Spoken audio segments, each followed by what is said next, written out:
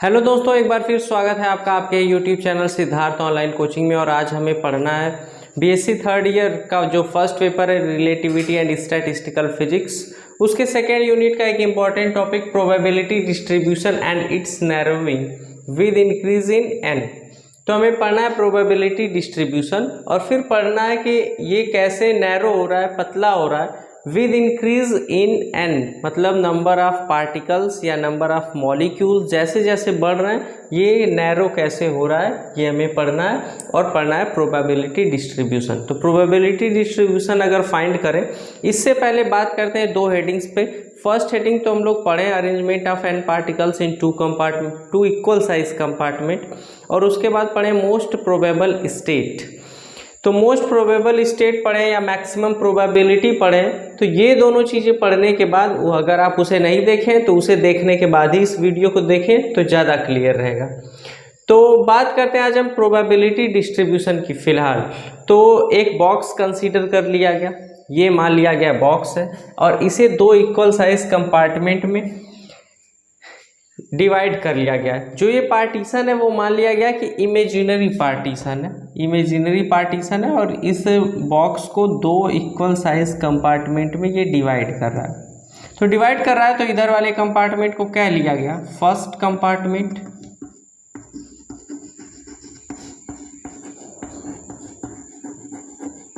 और दूसरे कंपार्टमेंट को क्या लिया गया, सेकेंड कंपार्टमेंट।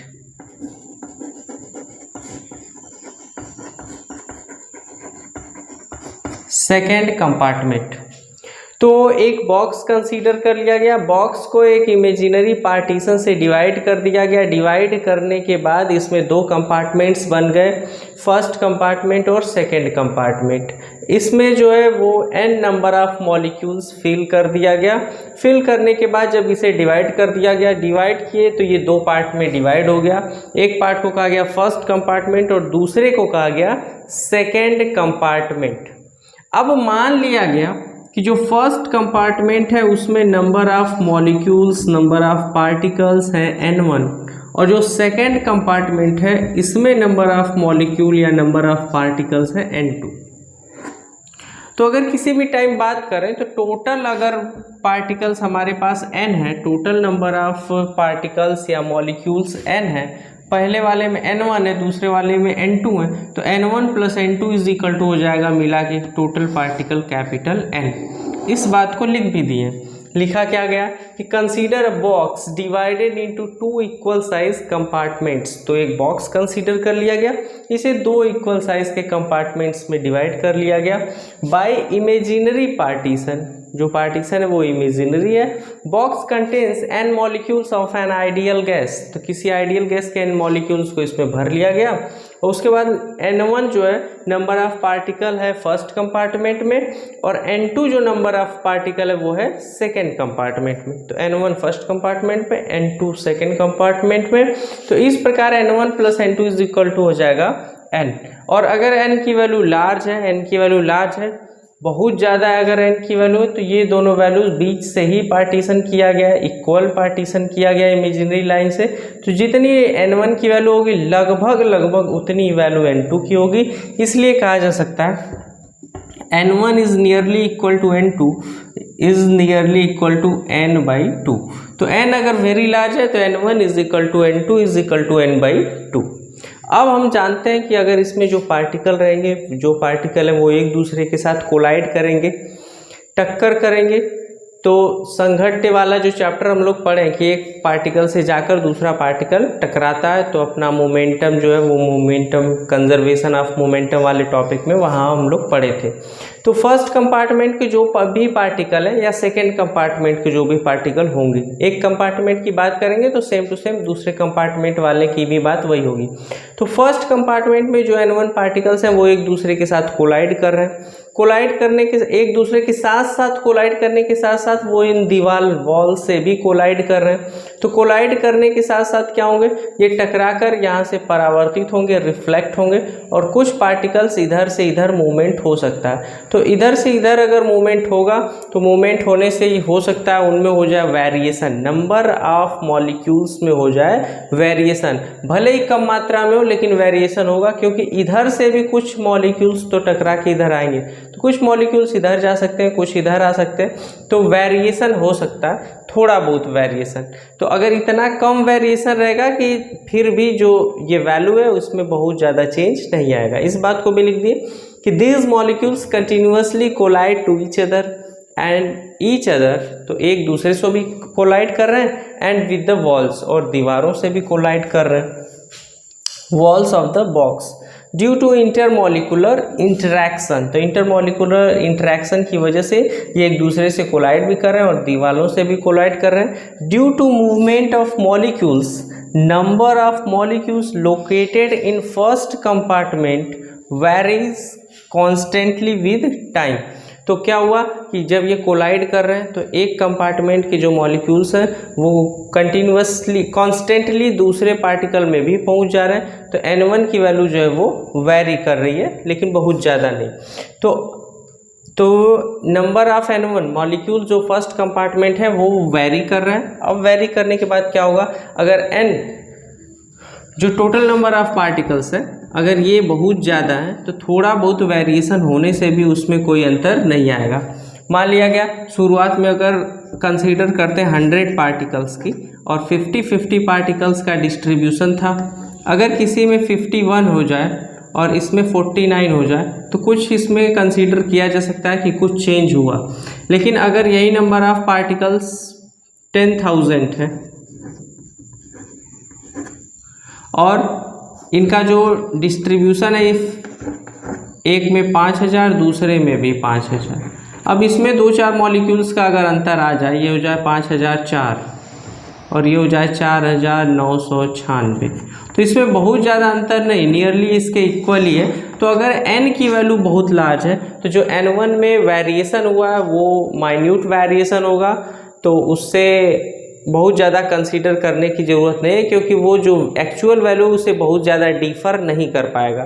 तो if n is very large and fluctuations are very small that, तो अगर फ्लक्चुएशन वेरी स्मॉल है that N1 does not differ too much from n/2, तो n/2 मतलब 5000 जो था उससे ये बहुत ज़्यादा डिफर नहीं करेगा, और डिफर नहीं करेगा मतलब N1 की वैल्यू N2 के लगभग बराबर ही रहेगी। ये दोनों वैल्यूज़ लगभग आपस में बराबर ही हैं, तो दोनों वैल्यूज़ आपस में बराबर रहेंगी। और उस केस में अगर हम फाइंड करें मैक्सिमम प्रोबेबिलिटी या मोस्ट प्रोबेबल स्टेट, तो हम इससे पहले जानते हैं कि मोस्ट प्रोबेबल स्टेट जो हमें मिलता था वो मिलता था n/2, n/2 पे। मोस्ट प्रोबेबल स्टेट के लिए r = n/2 हम लोग फाइंड किए थे पिछले लेक्चर में।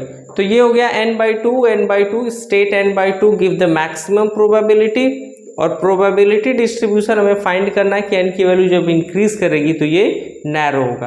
तो इसके आगे अगर बात करें तो हम लोग ये बात समझ गए कि जो इंटरेक्शन हो रहा है लगातार, एक पार्टिकल्स मॉलिक्यूल एक दूसरे से कोलाइड हो रहे हैं, कोलाइड होने की वजह से जो फर्स्ट कंपार्टमेंट के मॉलिक्यूल्स हैं वो डिफर कर रहे हैं, लेकिन इतनी ज़्यादा मात्रा में नहीं। लगातार फर्स्ट कंपार्टमेंट के मॉलिक्यूल भी डिफर कर रहे हैं और सेकेंड कंपार्टमेंट के मॉलिक्यूल भी डिफर कर रहे हैं, लेकिन n की वैल्यू बहुत लार्ज है।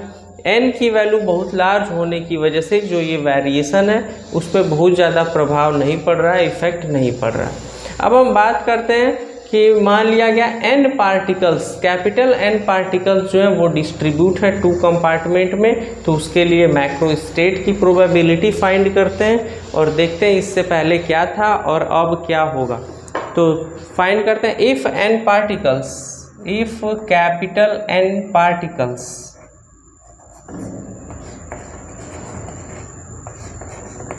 if capital N particles are distributed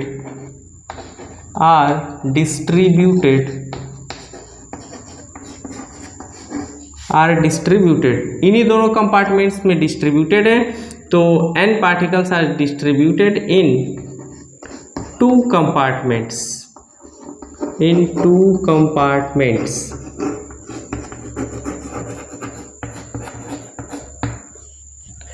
to compartment में डिस्ट्रीब्यूशन हो गया। तब बात करें देन प्रोबेबिलिटी ऑफ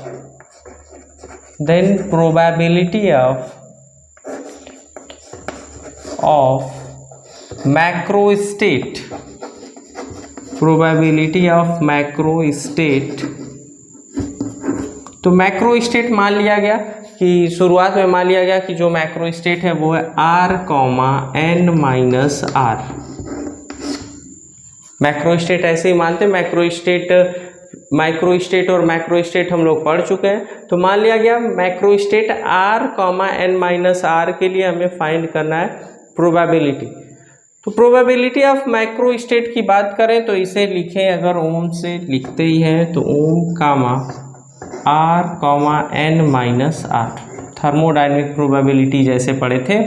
तो r इज इक्वल टू ये क्या होता है, ये होता है n फैक्टोरियल अपॉन यहाँ से r फैक्टोरियल, यहाँ से n minus r factorial, n minus r factorial.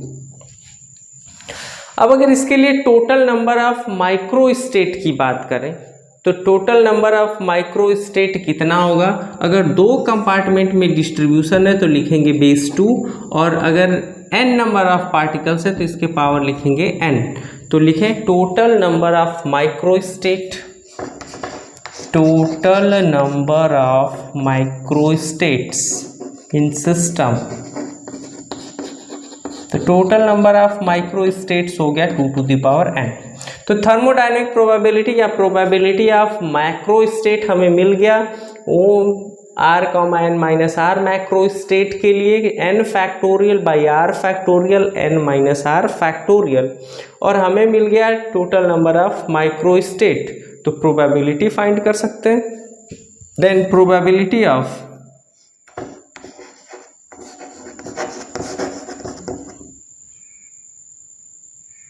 ये थर्मोडायनेमिक प्रोबेबिलिटी रहेगा, लिखे नहीं। देन थर्मोडायनेमिक प्रोबेबिलिटी, देन छूट गया, देन थर्मोडायनेमिक प्रोबेबिलिटी। तो थर्मोडायनेमिक प्रोबेबिलिटी हम लोग पढ़ चुके हैं। तो thermodynamic probability of macro state ओम r, n minus r n factorial by r factorial n minus r factorial, total number of micro states हो गया। तो अब हमें फाइंड करना है प्रोबेबिलिटी। तो प्रोबेबिलिटी की बात करें तो प्रोबेबिलिटी क्या होता है, प्रोबेबिलिटी होता है total number of micro state in that macro state, और वही कहलाता है थर्मोडायनेमिक प्रोबेबिलिटी। तो thermodynamic probability upon total number of micro state पढ़ भी चुके हैं ये। तो प्रोबेबिलिटी हो जाएगा थर्मोडायनेमिक प्रोबेबिलिटी, या फिर ये वैल्यू पहले रख लें r, n माइनस r ओम by 2 to the power n, पढ़े भी यहीं से। और अगर इसमें वैल्यू प्लेस करना चाहें तो इसकी वैल्यू हमारे पास है, इसकी वैल्यू कितना है, इसकी value n factorial upon r factorial n minus r factorial, इसमें 2 टू द अपॉन में 2 टू द पावर n, ये हो जाएगा 1 by 2 to the power n। ये हो गया इसके लिए प्रोबेबिलिटी। अब प्रोबेबिलिटी के बाद हमें फाइंड करना है मैक्सिमम प्रोबेबिलिटी का स्टेट, या स्टेट ऑफ मैक्सिमम प्रोबेबिलिटी या मोस्ट प्रोबेबल स्टेट। तो लिखें इसे state of maximum probability, maximum probability और most probable state, most probable state. कब होता है ये होता ही तब है जब r इज इक्वल टू होता है। ये कब होता है, when r is equal to n by 2। कब होता है ये तब होता है जब r इज इक्वल टू होता है n बाई 2। मतलब बीच में पार्टीशन अगर किया जाए तो जो नंबर ऑफ माइक्रो स्टेट होगा वो होगा मैक्सिमम, और उसके आधार पे जो प्रोबेबिलिटी है वो भी मैक्सिमम होगी। तो अब ये होगा कितना, तो ये हो गया प्रोबेबिलिटी। तो प्रोबेबिलिटी को रिप्रेजेंट करते हैं P से। तो प्रोबेबिलिटी, इसके लिए प्रोबेबिलिटी तो लिख ही लिए इसे अगर शॉर्ट कर दें तो लिख सकते हैं इसे प्रोबेबिलिटी ऑफ मैक्रो स्टेट कौन सा है प्रोबेबिलिटी के लिए, of macro state R comma N minus R. तो ये था इसके लिए प्रोबेबिलिटी। तो जो प्रोबेबिलिटी था इसे रिप्रेजेंट किया जा सकता है, इसे रिप्रेजेंट कैसे किया जा सकता है, प्रोबेबिलिटी पी को रिप्रेजेंट किया जा सकता है R comma N minus R, ऐसे ही तो रिप्रेजेंट करते हैं। तो ऐसे ये रिप्रेजेंट कर लिया गया, इसकी वैल्यू हमारे पास हो गई ये।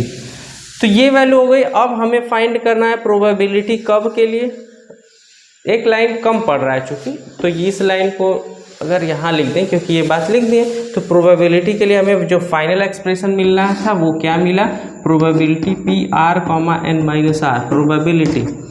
तो probability of macro state R comma N minus R ये हो गया, इज इक्वल टू कितना मिला है, यही मिला है हमें, ये मिला है N factorial by R factorial N minus R factorial into 2 to the power N. ये हमें मिला है probability of macro state R comma N minus R के लिए। अब मोस्ट प्रोबेबल स्टेट अगर फाइंड करें इसके लिए, या state of maximum probability find करें, तो वो हमें मिलना है R is equal to N by 2 पर। तो आर की जगह हम लोग प्लेस कर दें एन बाई 2 और उसे कहेंगे मैक्सिमम प्रोबेबिलिटी। तो मैक्सिमम प्रोबेबिलिटी अगर फाइंड करें तो एक लाइन तो ऐसे ही लिख दे रहे हैं, तो P आर की जगह में रखना है एन बाई 2, तो ये हो गया एन बाई 2 कॉमा यहाँ एन माइनस आर। तो एन माइनस आर की अगर बात करें तो एन की वैल्यू एन और आर की वैल्यू एन बाई 2, तो एन में से एन बाई 2 घटाएं तो ये बचेगा N by 2 is equal to कितना हो गया, ये हो गया एन फैक्टोरियल अपॉन आर की जगह रखना है एन बाई 2 और ये फैक्टोरियल हो ही गया, ये एन माइनस आर तो एन माइनस एन बाई 2, तो एक एन में से एन बाई 2 घटाएं तो ये हो जाएगा एन बाई 2, इसका हो जाएगा ये फैक्टोरियल, ये हो गया एन बाई 2 फैक्टोरियल और 2 टू द पावर एन तो ऑलरेडी है। तो ये जो है मैक्सिमम प्रोबेबिलिटी का state R is equal to N by 2 पे जो प्रोबेबिलिटी हमें मिल रहा है वो मिल रहा है मैक्सिमम प्रोबेबिलिटी, तो इसे लिखते हैं P max maximum probability is equal to क्या हुआ, ये हुआ N factorial by N by 2 factorial, ये है एन बाई 2 फैक्टोरियल, यहाँ भी एन बाई 2 फैक्टोरियल, तो ये हो जाएगा एन बाई 2 फैक्टोरियल का स्क्वायर और ये हो गया 2 to the power N, 2 to the power N. तो हमें जो मैक्सिमम प्रोबेबिलिटी मिल गया, मैक्सिमम प्रोबेबिलिटी तो मैक्रो स्टेट के लिए, macro state R comma N minus R के लिए ये प्रोबेबिलिटी था। फिर हमें फाइंड करना था मैक्सिमम प्रोबेबिलिटी या मोस्ट प्रोबेबल स्टेट, और वो मिलता है R is equal to N by 2 पे। पिछले लेक्चर में हम लोग इसे पढ़े हैं और ये वैल्यू इसमें प्लेस किए, तो मैक्सिमम प्रोबेबिलिटी मिल गया N factorial by N by 2 factorial का whole square 2 into 2 to the power N. तो मोस्ट प्रोबेबल स्टेट हम जानते हैं जहाँ मैक्सिमम प्रोबेबिलिटी मिलती है वो है R is equal to N by 2, R is equal to N by 2। लेकिन इसमें हो रहा है कुछ ना कुछ वेरिएशन, मॉलिक्यूल फर्स्ट कंपार्टमेंट से सेकेंड की ओर कोलाइड करने के बाद जब मूव कर रहे हैं तो मान लिया गया एक मैक्रो स्टेट बना लिया गया N by 2 comma N by 2 की जगह मान लिया गया कि एक मैक्रो स्टेट है वो एन बाई 2 प्लस एक्स, तो अगर इसमें प्लस होगा तो उसमें उतना कम होगा, तो ये हो जाएगा एन बाई 2 माइनस एक्स। तो दो मैक्रो, ये मैक्रो स्टेट एक बन गया N by 2 plus X comma N by 2 minus X at very small deviation x.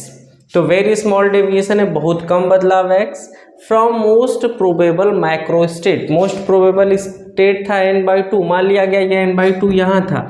अब जो दूसरा ये डेविएशन के बाद मान लिया गया जो ये स्टेट है ये हो गया यहाँ पर, तो इसमें ये हो गया एन बाई 2 प्लस एक्स, तो इतना इसमें कमी हुई इधर से, तो ये हो जाएगा एन बाई 2 माइनस एक्स।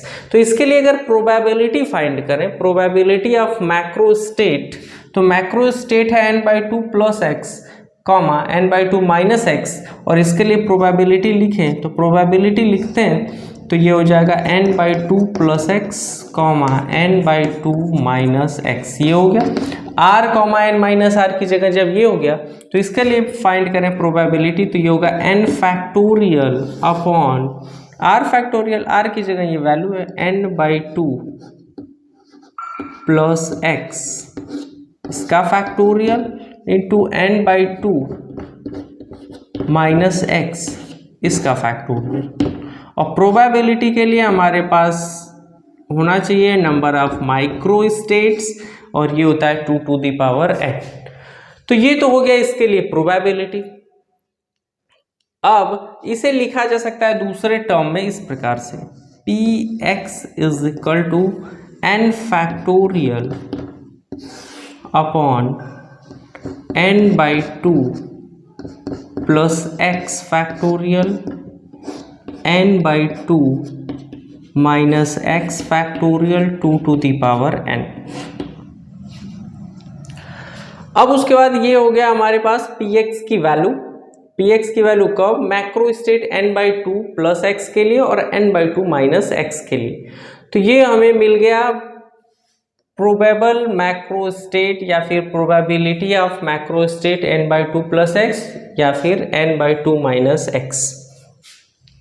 एक काम करें अगर यहाँ पे, तो n/2 फैक्टोरियल यहाँ पे है, 2 to the power n भी यहाँ है। अगर n/2 फैक्टोरियल का ऊपर नीचे मल्टीप्लाई कर दें तो इसे मैक्सिमम प्रोबेबिलिटी p मैक्स के टर्म में लिखा जा सकता है। इसीलिए यहाँ पे लिख दे रहे हैं मल्टीप्लाइंग एंड डिवाइडिंग बाई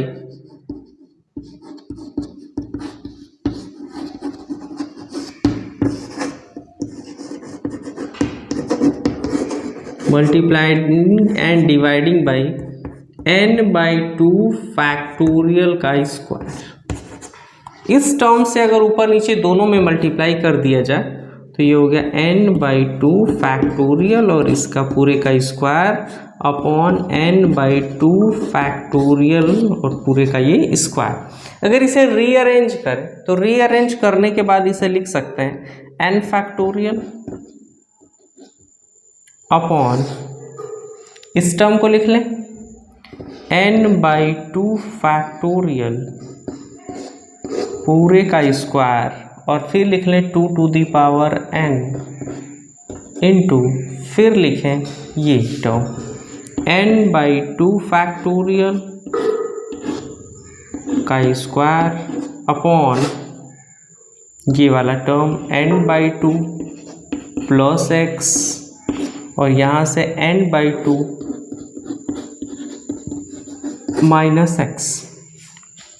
तो ये जो टर्म है n factorial by n/2 factorial का स्क्वायर और into 2 to the power n, ये वैल्यू है Pn/2 n/2, जिसे कहा गया है मोस्ट प्रोबेबल स्टेट या P मैक्सिमम। तो P मैक्सिमम प्लेस किया जा सकता है। अगर इसे प्लेस करें तो ये टर्म जो है वो चेंज हो जाएगा।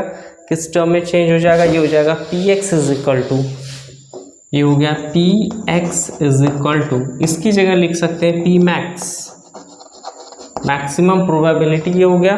और ये टर्म ज्यों का त्यों n/2 फैक्टोरियल, बस ऐसे ज्यों का त्यों लिखा हुआ है वही लिख दी, n/2 प्लस एक्स और इधर n/2 माइनस एक्स। इसे ही हमें सॉल्व करना है और सॉल्व करने के लिए यहाँ पे क्या प्रोसेस अपनाएंगे? हमें लॉग ही लेना होगा। तो लिखें टेकिंग लॉग बोथ साइड, तो लॉग लेके इसे सॉल्व करते हैं। टेकिंग लॉग बोथ साइड, तो दोनों पक्षों में लॉग ले लिया गया। लॉग अगर लिया जाए तो देखते हैं क्या मिलता है हमें। मिलेगा यहाँ से log px is equal to, तो log में जो भी मल्टीप्लाई में रहेगा उसे प्लस में लिखेंगे, जो डिवाइड में रहेगा उसे माइनस में लिखेंगे। यहाँ लिखते हैं, इसे लिखा गया log p max plus log n/2 factorial और इस पूरे का स्क्वायर। ये अपॉन में ऊपर आएगा तो ये हो जाएगा, ये दोनों पे फैक्टोरियल लगा हुआ है, अपॉन में और ये ऊपर आएगा तो ये होगा minus log n/2 plus x factorial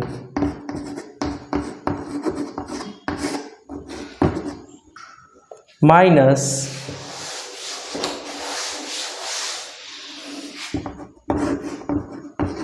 log n/2 minus x factorial. तो इतनी बात तो हो गई। log लेने के बाद इसे अगर लिखे तो लिख लिया गया log px is equal to log p max plus log n/2 factorial और इसका स्क्वायर। अगर log a to the power n हो, log a to the power n हो तो इसे लिखा जा सकता है n log a। तो इस तरीके से, इस फॉर्मूले से इसे लिखें तो शुरू में ही लिख सकते हैं 2 log, ये हो गया 2 log n/2 फैक्टोरियल। अब उसके बाद ये फैक्टोरियल log n फैक्टोरियल का जो फॉर्मूला है उसे सॉल्व करने के लिए एक एक्सप्रेशन डिराइव किए थे, एक फॉर्मूला डिराइव किया गया था जिसका नाम था स्टर्लिंग फार्मूला। तो लिखें by Stirling formula.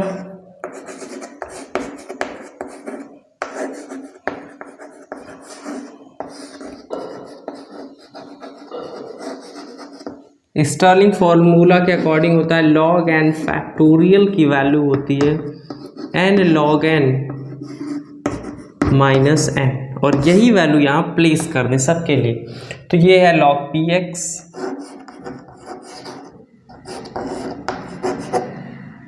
Is equal to log p max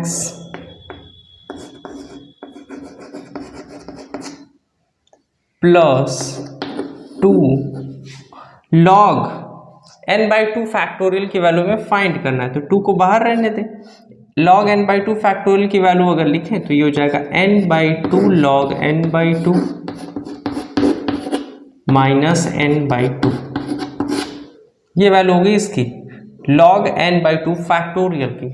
फिर करना है हमें माइनस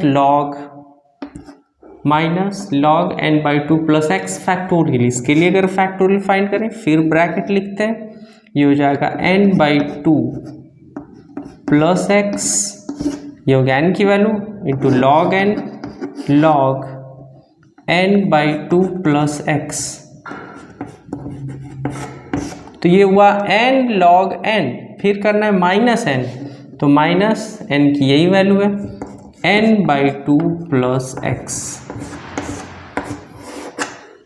ये हो गया log n/2 प्लस एक्स का फैक्टोरियल। फिर हमें फाइंड करना है minus log n/2 minus x का फैक्टोरियल। फिर उसी तर्ज पे यही n log n minus n, तो n की वैल्यू यही है, ये हो गया n/2 minus x log n/2 minus x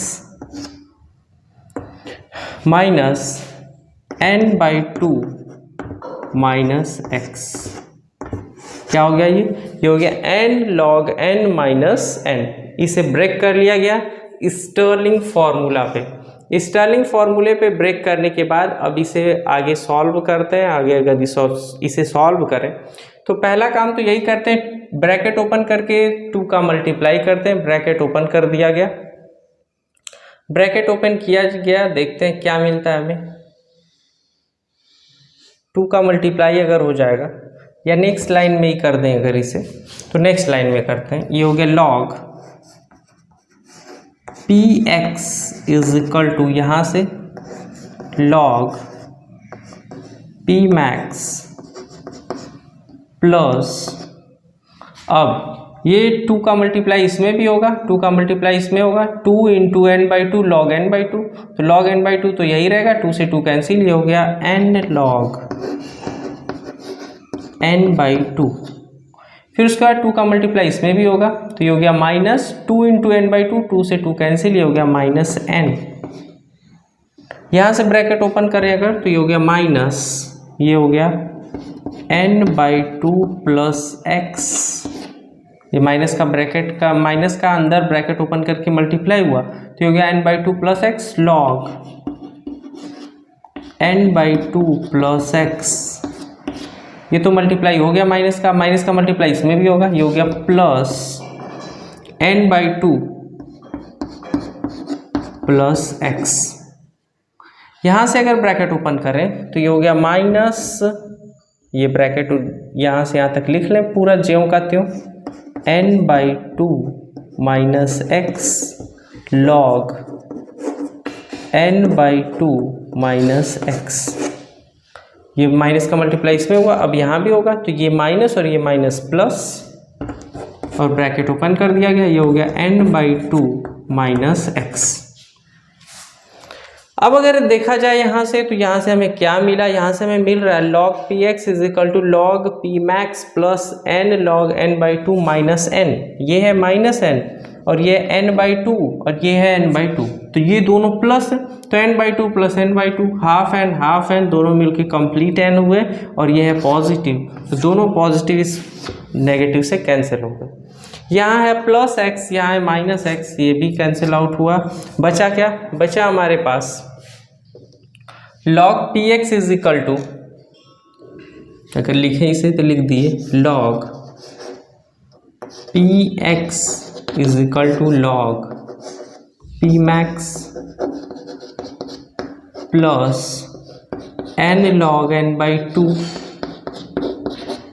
n log n/2, फिर minus n/2 plus x log n/2 plus x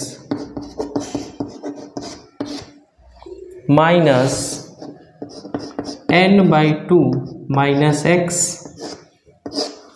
log n/2 minus x। एक काम किया जा सकता है इन सब में से, अगर लॉग के टर्म में इसे सॉल्व करना हो तो सॉल्व करने के लिए n/2 अगर दोनों टर्म्स में से कॉमन लिया जाए, यहाँ है log n/2 प्लस एक्स और यहाँ है log n/2 माइनस एक्स।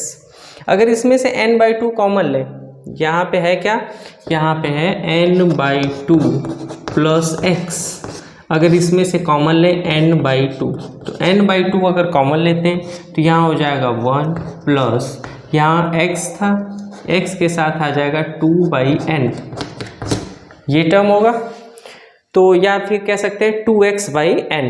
तो यही अगर लिखें तो मान लिया गया यहाँ n/2 कॉमन हो गया, इसी में कर दे रहे हैं, तो n/2 प्लस x की जगह लिखा जा सकता है n/2 ब्रैकेट 1 प्लस 2x/n। तो लिखें, ये हो गया log n/2 into bracket 1 plus 2x/n। दूसरा टर्म जो है, दूसरा टर्म है log n/2 माइनस एक्स, तो n/2 माइनस एक्स है, अब बीच में अगर इसमें से n/2 कॉमन लिया जाए तो ये हो जाएगा 1, यहाँ आ जाएगा माइनस x 2/n, तो यहाँ भी ये हो जाएगा वही सेम टू सेम, बस बीच में रहेगा माइनस। इसे लिखा जा सकता है n/2 ब्रैकेट 1 माइनस 2x/n।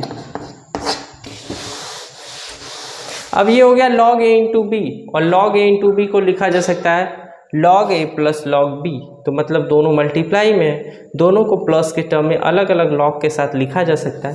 तो लिखते हैं इसे, तो लिखें अगर, तो ये हो गया log px is equal to log pmax log pmax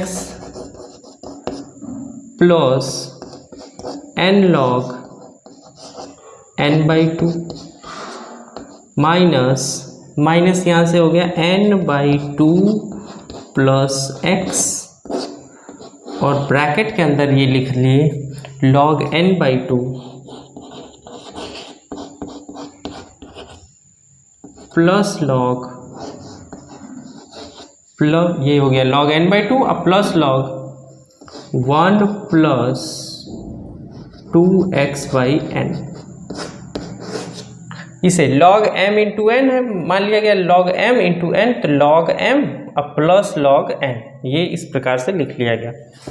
next ये हो गया माइनस n/2 माइनस x, इसे भी उसी तर्ज पे लिखें तो लिख सकते हैं log n/2 प्लस log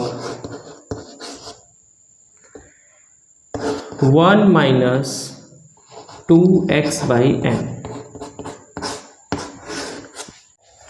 तो इस एक्सप्रेशन के बाद इसे बना लिया गया, मान लिया गया ये हो गया इक्वेशन नंबर 1। और अगर इसे आगे सॉल्व करना हो तो आगे सॉल्व करने के लिए हमें चाहिए वैल्यू log 1 + 2x/n की। हमें वैल्यू चाहिए log 1 + 2x/n की। और इसकी वैल्यू के लिए हमारे पास एक और एक्सप्रेशन है, पहले से ही हम जानते हैं, वी नो दैट, क्या जानते हैं, फिर log 1 + x का फॉर्मूला, log 1 + x। तो log 1 + x का फॉर्मूले की बात करें तो ये होता है x - x² + x³ 3 - x⁴/4 up to ... तो इस प्रकार से ये चलता है। तो प्लस वाले टर्म में अगर देखा जाए तो 1 + 2x/n, सेम टू सेम यही वैल्यू। फर्स्ट टर्म क्या हो जाएगा इसका, फर्स्ट टर्म क्या है x, तो x की जगह यहाँ है 2x/n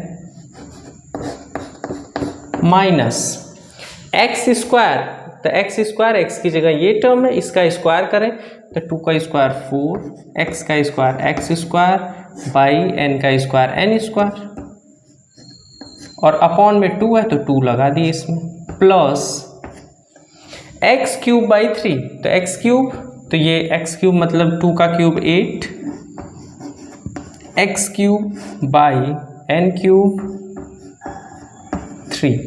तो ऐसे ही फर्दर आगे इसे लिखा जा सकता है। एक चीज़ हम जानते हैं, x जो डेविएशन है उसकी वैल्यू है बहुत कम और n की वैल्यू है बहुत ज़्यादा, n इज़ लार्ज नंबर। तो x/n के जो हायर टर्म्स हैं उन्हें किया जा सकता है निगलेक्ट। तो पावर ऑफ या नेग्लेक्टिंग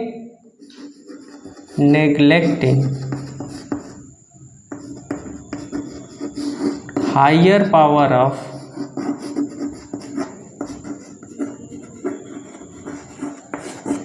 किसका, हायर पावर ऑफ x/n। तो x/n की जो वैल्यू है वो खुद ही बहुत स्मॉल है और उसका स्क्वायर करें तो इसकी वैल्यू और कम हो जाएगी, इसलिए जो इसके हायर पावर्स हैं उसे निगलेक्ट कर दिए। केवल रखा गया क्या, केवल एक वैल्यू रखी गई log 1 + 2x/n = 2x/n हो। सिमिलरली इसी प्रकार से क्या होगा, सिमिलरली log 1 - 2x/n = हो जाएगा -2x/n। Putting this value in equation number 1, putting these values, दो वैल्यूज हैं, putting these values in equation 1, इन दोनों मानों को समीकरण 1 में रख दिया जाए तो यही है इक्वेशन नंबर 1, इसी में प्लेस कर दे रहे हैं। इसमें अगर प्लेस करें तो लिख सकते हैं log px = log pmax + n log n/2 - n/2 + x log n/2, यहाँ है प्लस log 1 + 2x/n और इसकी वैल्यू हमें मिली है 2x/n। तो इसे इसकी जगह ये वैल्यू प्लेस कर दिए, -n/2 - x ब्रैकेट में log n/2, अब प्लस फिर आ गया log 1 - 2x/n, तो log 1 - 2x/n की वैल्यू है -2x/n, तो इसे हटा के बस इसकी जगह लिख दिया गया -2x/n। अब उसके बाद ये जो एक्सप्रेशन है इसे फाइनल एक्सप्रेशन मल्टीप्लाई करके लिखें तो क्या लिख सकते हैं, लिख सकते हैं log px = log pmax + n log n/2 minus, अब इस ब्रैकेट का अंदर करना होगा, इस ब्रैकेट के अंदर करना होगा मल्टीप्लाई, तो मल्टीप्लाई करके लिखते हैं। तो ऊपर से ही लिख रहे हैं, इन सबको इरेज कर दे रहे हैं, तो लिखें तो लिखा गया log px log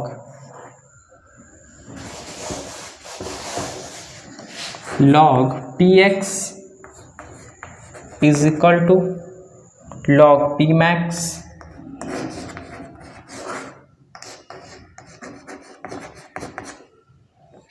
plus n log n/2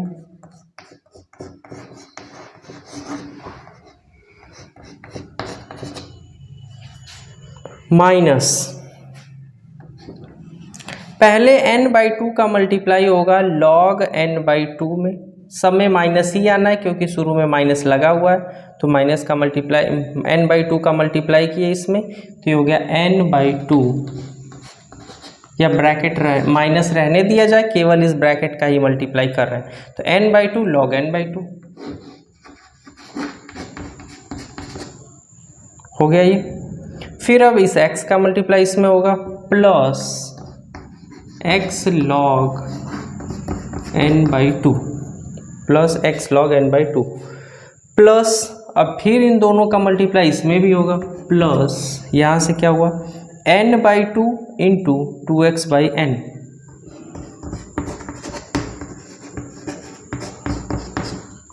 फिर x का मल्टीप्लाई इसमें होगा plus x into 2x/n।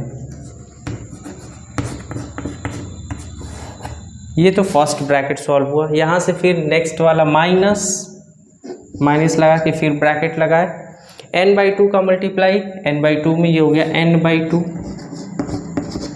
log n/2। अब इस माइनस x का मल्टीप्लाई इसमें होगा तो ये हो जाएगा माइनस x log n/2 हो गया। पहले n/2 का मल्टीप्लाई हुआ तो ये हो गया n/2 log n/2, फिर माइनस x का मल्टीप्लाई होगा माइनस x log n/2। अब इस n/2 का मल्टीप्लाई इस वाले टर्म से होगा, बीच में यहाँ पे लिखा हुआ है माइनस, तो मल्टीप्लाई अगर होगा तो ये होगा इसमें प्लस इसमें माइनस, मल्टीप्लाई करें तो आएगा माइनस n/2 इंटू 2x/n, फिर ये माइनस दोनों हो गए प्लस x इंटू 2x/n। बाकी सब बातों को अगर हटा दें तो देखते हैं हमें क्या मिलता है। यहाँ से ये n तो n से कैंसिल हो गया, n जो है n से कैंसिल हो गया, ये 2 भी 2 से कैंसिल हो गया, ऊपर बचा केवल x, और ये मल्टीप्लाई अगर करके लिख दें तो x इंटू 2x को लिखा जा सकता है 2x²। इस वाले ब्रैकेट में अगर देखें तो ये भी n/2 2/n से कैंसिल हुआ, माइनस x रह गया, और यहाँ से भी x इंटू 2x का मल्टीप्लाई करें तो ये हो जाएगा 2x²।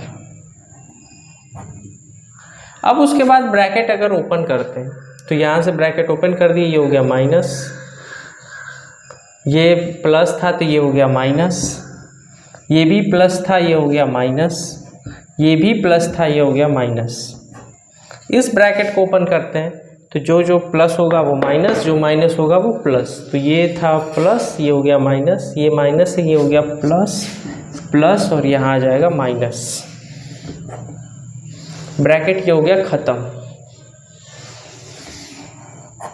देखते हैं अब क्या होता है। तो यहाँ तो हो गया, ये है माइनस x log n/2, ये है प्लस x log n/2, ये दोनों कैंसिल आउट हुए। ये है माइनस x, ये है प्लस x, ये दोनों भी कैंसिल आउट हुए। ये है माइनस n/2 log n/2, ये भी है माइनस n/2 log n/2, दोनों को प्लस करें सम करें तो ये हो जाएगा n log n/2। ये है माइनस का n log n/2 और ये प्लस log n/2, तो ये भी आपस में कैंसिल हो गए। बचा क्या? बचा log px। log px is equal to log p max।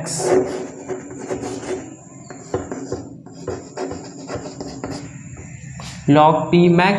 अब यहाँ बचा माइनस 2x² और यहाँ है माइनस 2x², दोनों को जोड़ दें, ये हो जाएगा minus 4x², minus 4x², minus 4x²।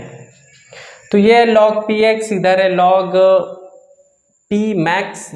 अगर इसे इधर बुलाएं तो ये हो जाएगा log px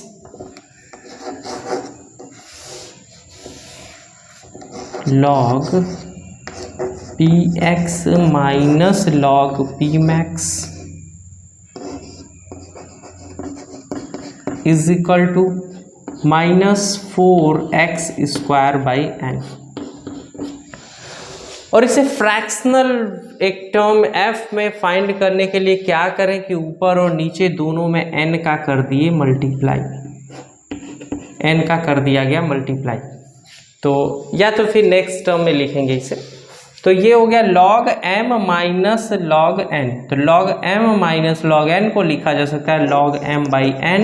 ये हो गया log px by P max is equal to -4x² by n। यही लिखें dividing and multiplying by capital N।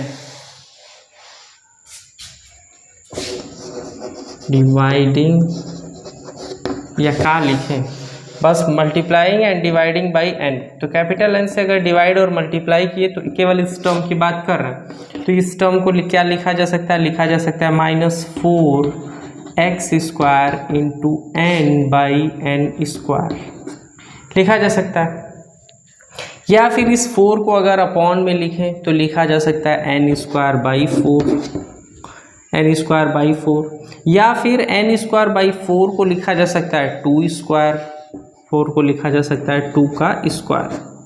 तो n² बाई 2² है, दोनों को अगर एक साथ लिखें तो n बाई 2 का होल स्क्वायर लिखा जा सकता है। अगर इसमें x को भी कंसीडर किया जाए तो इसे लिखा जा सकता है -x बाई n बाई 2 का होल स्क्वायर इंटू n। इतना टर्म हो गया। और इसे ही लिखा जाता है -f²n, जहाँ पर f जो है वो है fractional, where f is fractional, where f is fractional. अगर इस टर्म को लिखें तो लिख सकते हैं log px by p max is equal to, वहाँ से लिखा जा सकता है -f²n। अगर एंटी लॉग लिया जाए लॉग को सॉल्व करने के लिए एंटी लॉग, तो टेकिंग एंटी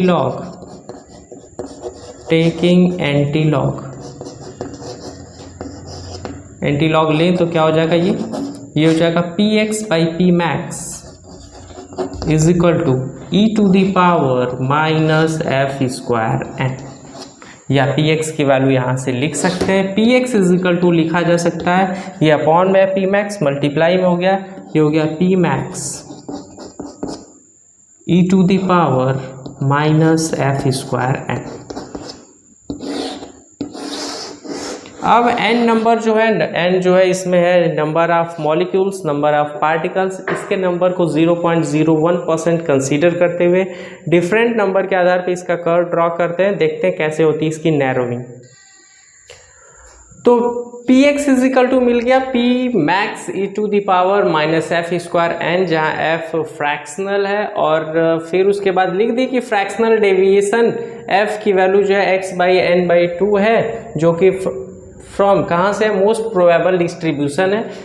अगर इसकी वैल्यू इंक्रीज करती देन प्रोबेबिलिटी फॉल्स एक्सपोनेंशियली। तो एक्सपोनेंशियल टर्म से प्रोबेबिलिटी फॉल करेगी। इसे देखने के लिए क्या करें, डिफरेंट वैल्यूज देखते हैं। तो यदि फ्रैक्शनल की वैल्यू है 0.01%, तो 0.01% को लिख सकते हैं 0.01 अपॉन 100। तो ये है 10⁻², और ये 10⁻², पर आएगा तो 10⁻²। ये सब मिला के हो गया 10⁻⁴। अब डिफरेंट केस में केस 1 की बात करते हैं। केस 1 मान लिया गया इफ नंबर ऑफ पार्टिकल जो है वो हैं 10⁸। मान लिया गया जो नंबर ऑफ पार्टिकल्स है वो है 10⁸। तब देखते हैं ये एक्सप्रेशन क्या होता है। इसे लिखा जा सकता है px by P max is equal to, तो px by P max is equal to e⁻ -f²। तो f की वैल्यू यही है 10⁻⁴, फ्रैक्शनल का स्क्वायर इंटू n है नंबर ऑफ पार्टिकल। इस केस में हमारे पास है 10⁸। अगर इसे देखें तो ये हो जाएगा e⁻ -10⁻⁴ का स्क्वायर, मतलब a⁻m⁻n। तो m⁻n है तो दोनों का मल्टीप्लाई हो गया 10⁻⁸। इनटू ये हो गया 10 to the power 8 into 10 to the power 8। तो अब बेस दोनों का 10 है और पावर अगर देखें तो पावर का सम होगा, तो ये हो गया -8 प्लस 8, तो ये हो गया e to the power -10 to the power 0, और 10 टू द पावर 0 की वैल्यू होती है -10 टू द पावर 0 की वैल्यू 1, तो ये हो गया e टू द पावर -1, या लिख सकते हैं इसे 1/e, और इसकी वैल्यू होती है 1/2.718, जो e की वैल्यू होती है वो होती है 2.718। तो ये तो इसकी वैल्यू हो गई, मतलब जो मोस्ट प्रोबेबल स्टेट है वो क्या हो रहा है, नंबर ऑफ पार्टिकल के साथ ये मिल गया। अब नंबर ऑफ पार्टिकल्स जो है सिस्टम में वो इंक्रीज कर रहे हैं, तो इंक्रीज अगर करें if n is equal to, पहले 10 टू द पावर 8 था, अब रख दिए 10 to the power 10, 10 to the power 10 रखें तो क्या होगा px by P max is equal to E to the power minus ये फ्रैक्शनल का स्क्वायर, तो फ्रैक्शनल तो वही है, यही वैल्यू 10 टू द पावर -4, इसका स्क्वायर करें तो ये हो जाएगा 10 to the power -8 into n की वैल्यू 10 टू द पावर 10 रखना है, n की वैल्यू है n, यहाँ है n की वैल्यू 10 टू द पावर 10, तो बेस हो गया 10, अब पावर ऐड करें तो -8 प्लस 10, ये हो गया e to the power -10 to the power 2, इसे लिख सकते हैं 1/e to the power 10 to the power 2, या लिख सकते हैं 1/e टू द पावर 10 का स्क्वायर, मतलब ये 100। और अगर एक और केस देखें, ये केस 2 हो गया, केस 2।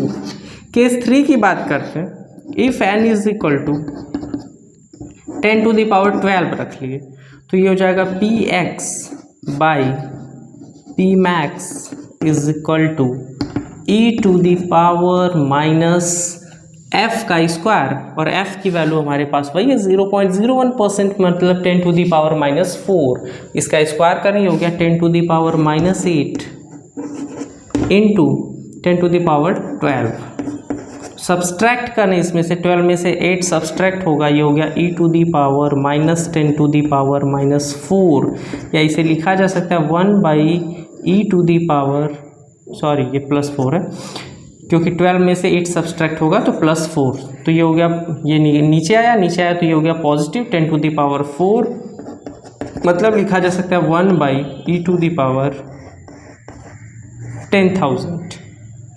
तो 3 वैल्यूज़ हमें मिल गई, ये वैल्यू मिली 10 टू, अगर नंबर ऑफ पार्टिकल्स है 10 टू दी पावर 8, ये वैल्यू मिली 1/2 टू दी पावर 100, अगर n की वैल्यू 10 टू दी पावर 10, और अगर n की वैल्यू 10 टू दी पावर 12 तो हमें वैल्यू मिलती है 1/e टू दी पावर 10,000। मतलब मोस्ट प्रोबेबल स्टेट जो है वो डिक्रीज़ कर रहा है, रैपिडली डिक्रीज़ कर रहा है अगर नंबर ऑफ पार्टिकल्स को इंक्रीज़ किया जाए। तो इस बात को लिख के और एक ग्राफ प्लॉट कर देते हैं इन वैल्यूज़ पे, यही होगा हमारे लिए कर्व और उसकी नैरोइंग। तो फ्रैक्शनल की वैल्यू 0.01% रख के, जिसकी वैल्यू आई थी 10 to the power -4, number of particles जो बॉक्स में डिस्ट्रीब्यूटेड थे उनकी वैल्यू पहले 10 टू दी पावर 8, फिर 10 टू दी पावर 10, फिर 10 टू दी पावर 12 रख के और वैल्यू सॉल्व किए, तो देखते हैं मोस्ट प्रोबेबल स्टेट जो है वो डिक्रीज कर रहा है रैपिडली जैसे जैसे नंबर ऑफ पार्टिकल्स को इंक्रीज किया जा रहा है। तो देखें, लिख दिए इस बात को, probability of 0.01% deviation from most probable state decreases rapidly with increase of n number of particles। तो अगर इन दोनों के बीच ग्राफ प्लॉट किया जाए तो इधर f फ्रैक्शनल बना लिया गया और ऊपर की ओर इधर बना लिया गया px बाई पी मैक्स, और इन दोनों के बीच px बाई पी मैक्स तथा इस फ्रैक्शनल के बीच जो ग्राफ प्लॉट किया जाता है उसे कहा जाता है प्रोबेबिलिटी डिस्ट्रीब्यूशन कर्व। तो ये हो गया प्रोबेबिलिटी डिस्ट्रीब्यूशन कर्व। तो ये हो गया प्रोबेबिलिटी डिस्ट्रीब्यूशन कर्व, और देख रहे हैं जैसे जैसे नंबर ऑफ पार्टिकल्स इंक्रीज कर रहे हैं, नंबर ऑफ पार्टिकल जैसे जैसे इंक्रीज कर रहे हैं, ये कर्व जो है वो और नैरोअर होता जा रहा है। तो नंबर ऑफ पार्टिकल्स वहाँ n1 n2 n3 नहीं लिखे तो यहाँ भी नहीं लिख रहे हैं, लेकिन जैसे जैसे नंबर ऑफ पार्टिकल्स की अगर बात करें तो जैसे जैसे वो बढ़ता जा रहा है वो क्या हो रहा है, ये जो कर्व है वो नैरोअर होता जा रहा है। तो ये हो गया इसके लिए कर्व, ये हो गया पूरा इसके लिए एक्सप्रेशन। तो अब उसके बाद मिलते हैं दोस्तों अगले वीडियो में। Thanks for watching.